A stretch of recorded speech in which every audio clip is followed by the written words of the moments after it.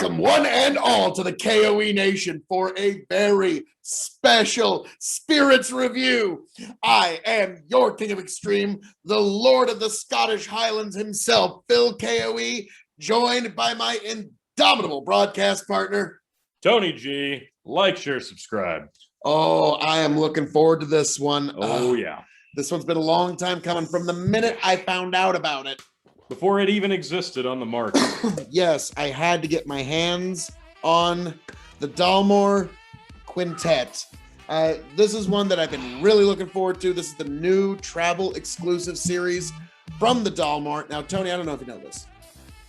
I'm a bit of a fan of the Dalmore distillery.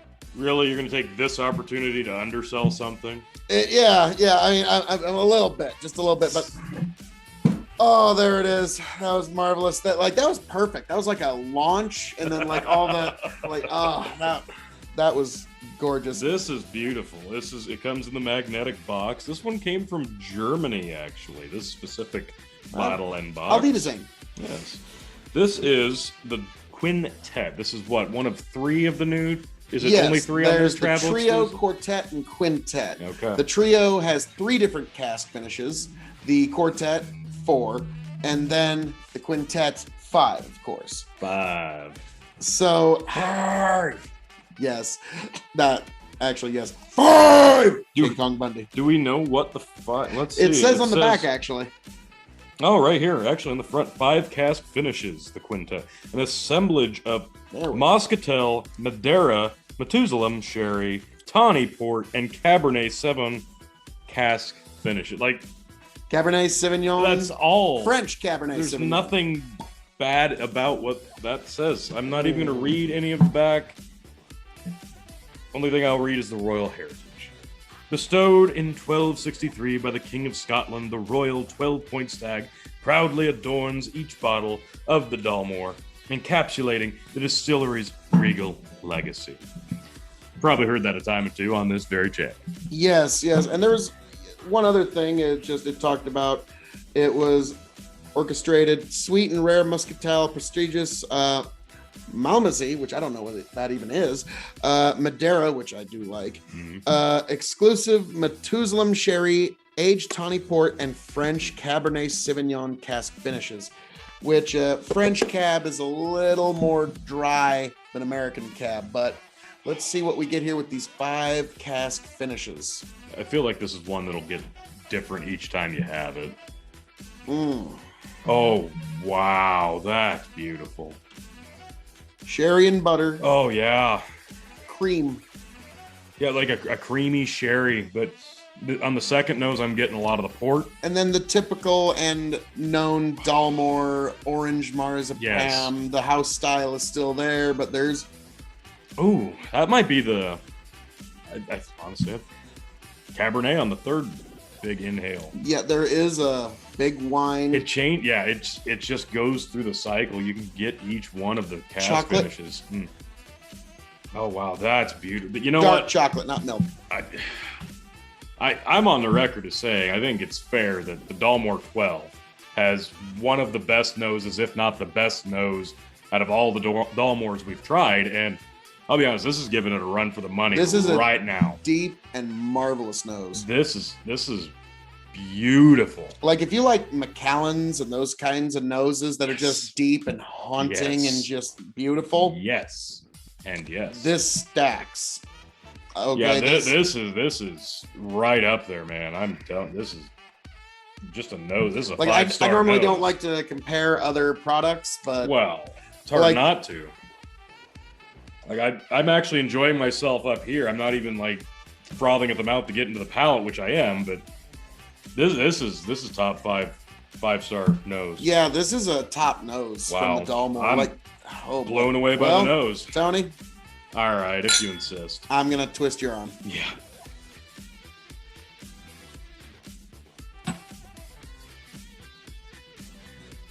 Oh, wow, a lot of orange. There's a port. Oh, there's a sherry. Very orangey chocolate. Oh, and I love that. I'm getting a lot of chocolate. There's some smoke bite there in the middle. And it evaporates pretty well there towards the end. It's faint if you don't like that in yeah. Scotch. Yes. This is... Wow.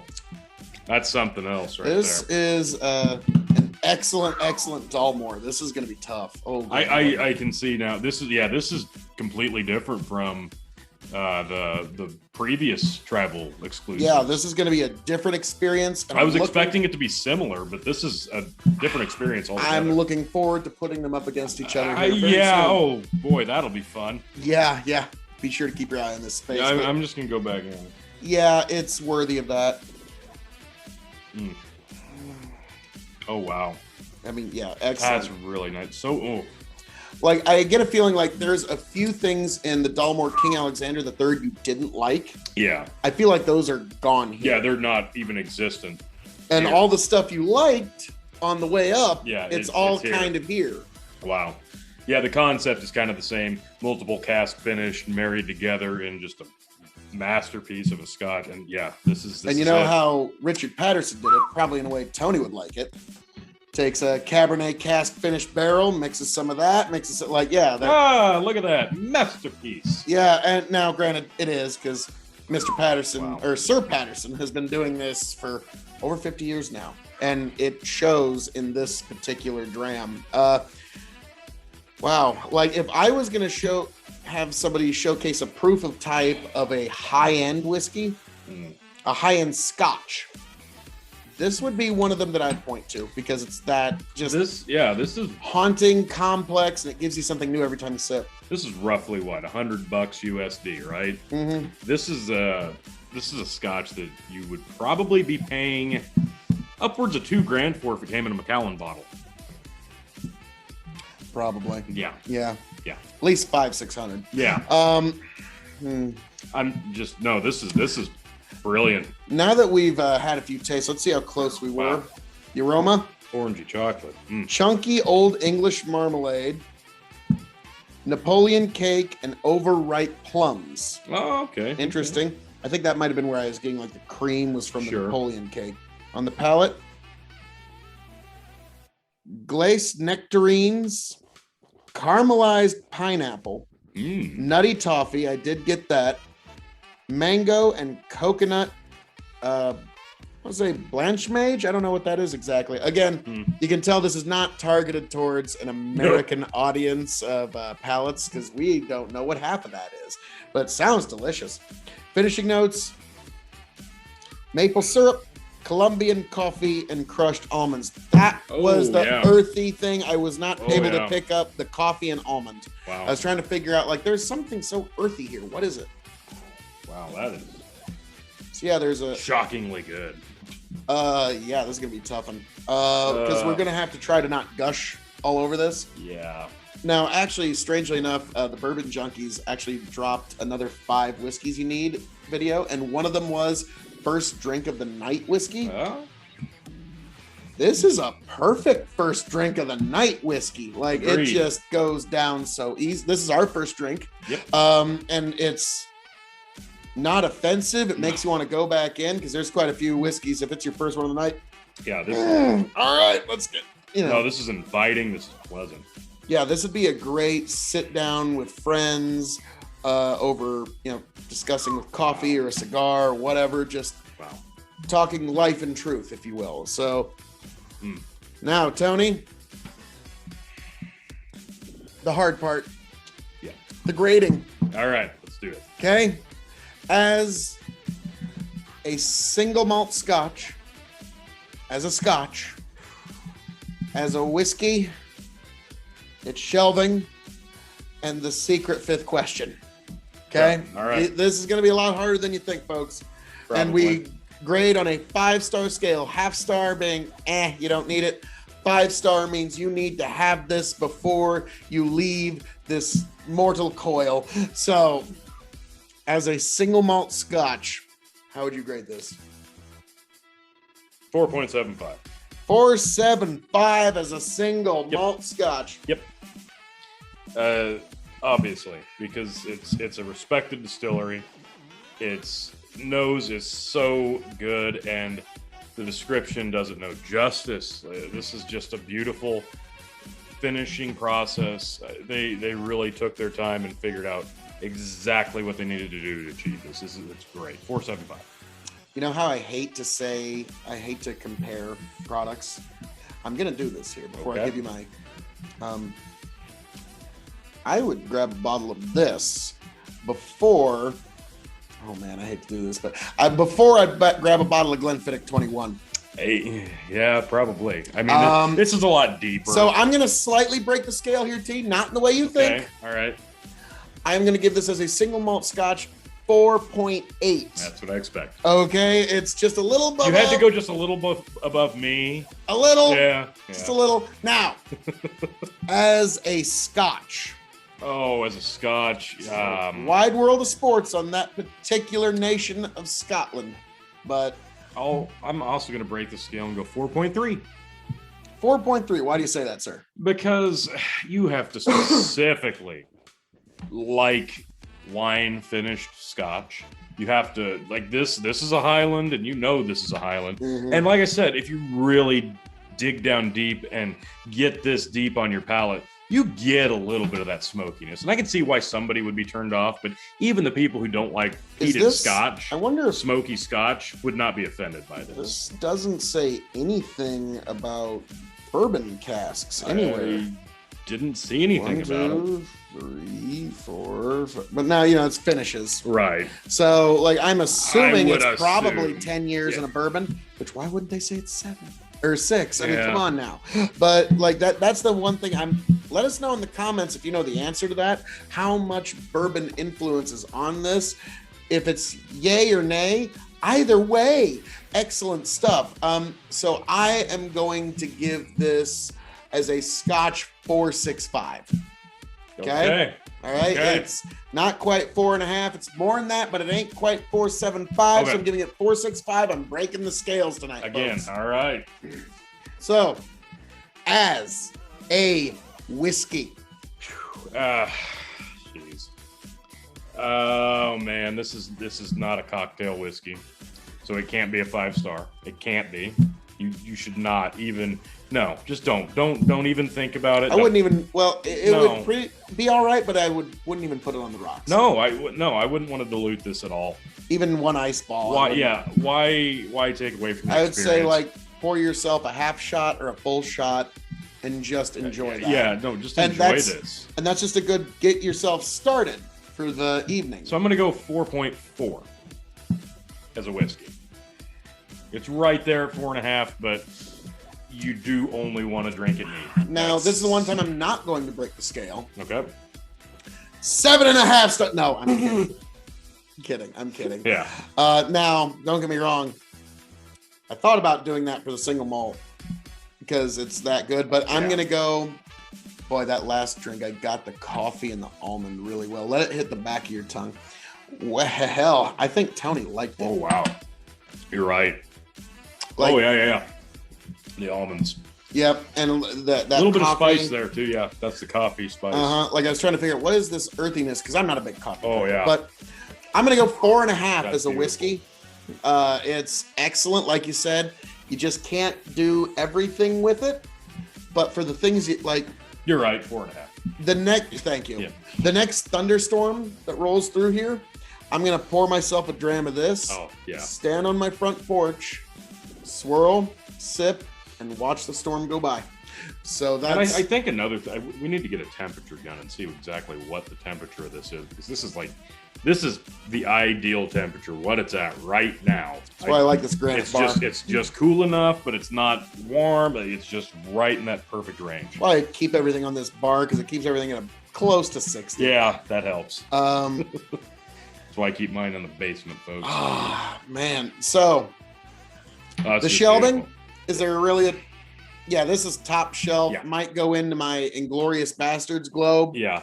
It's that good.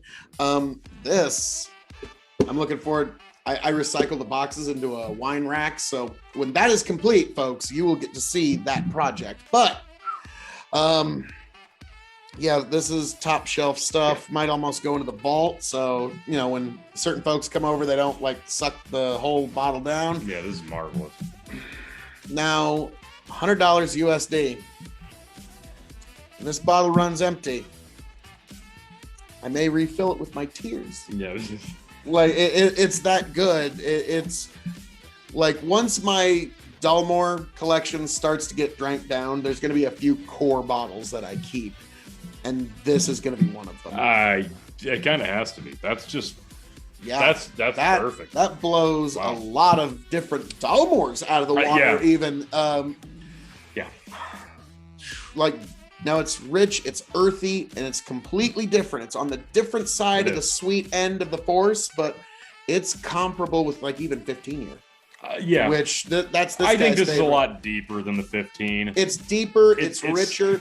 But the 15's a lot more subtle. The 15's just a heavy hitter in terms of just how good it is. Yeah. But it's crisp and clean and smooth. This one is just so deep and complex, and there's more. Like, if you were to leave this in a glass for 45 minutes. Oh, I think, this, like I said, I think this is one that's going to be completely different every time you have it. Now that they mention it. I think you might just have to add a footnote later on. Just pour yourself an ounce and let it sit. And for about 20, 30 minutes, come back to it and just see how this changes, because I think this is one that's going to be completely different. This one's going to be bipolar to turn to Scotch. Yeah. This is such good Scotch. I forgot that's the secret fifth question. Will I replace it? Yes, Tony. Yeah. If you see this bottle in the continental United States for some reason. Yes. Okay. Yeah. No. Well, let's be frank. Next time you need to get a bottle of this, I'll probably be getting one myself, because this is okay. This is okay. Because Tony. That's good. Tony usually kind of takes all right, Phil.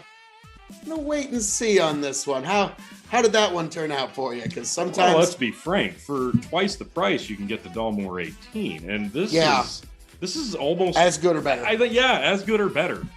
This is almost a bargain whiskey if you can find the channel to get it. Yeah, we had to go through the internet, and I wonder if world events, being what they were, are the only reason these are available on the websites. Yeah. So, my goodness. So, folks, this is an amazing ascendant whiskey that if you find yourself going through a duty-free store at some point in the future, or yes, that's what I would say. Is this is amazing if you love the Dalmore, if you love just good whiskey. Like, this is a great enjoy with friends and family. Like, this would be a good special occasion whiskey. Like, this would be I cannot gush over this particular bottle enough. This is amazing stuff. We've said everything we can say is the problem, but we have so much more to say. Yeah. So, Tony, with all that being said, indeed. All that being said, folks, thank you for joining us for our review of the Dalmore Quintet. It's been a long time coming, T. Yes. Like, you remember when I sent you the first article about this? Yes. Like, the day it came out that this was going to happen, I was like, oh, and it's finally here. And do you know how strange it is to have such high expectations for something? And have them met. Only to have them crushed in every way. Like, my expectations were surpassed in every way I could have expected. And that doesn't happen a lot in life. No. And folks, you got to see it here at the K.O.E. Nation. Folks, I am your King of Extreme, Phil K.O.E. Be sure to like, share, subscribe. And I am signing off and handing it off to my indomitable broadcast partner, Tony G. Thanks for coming.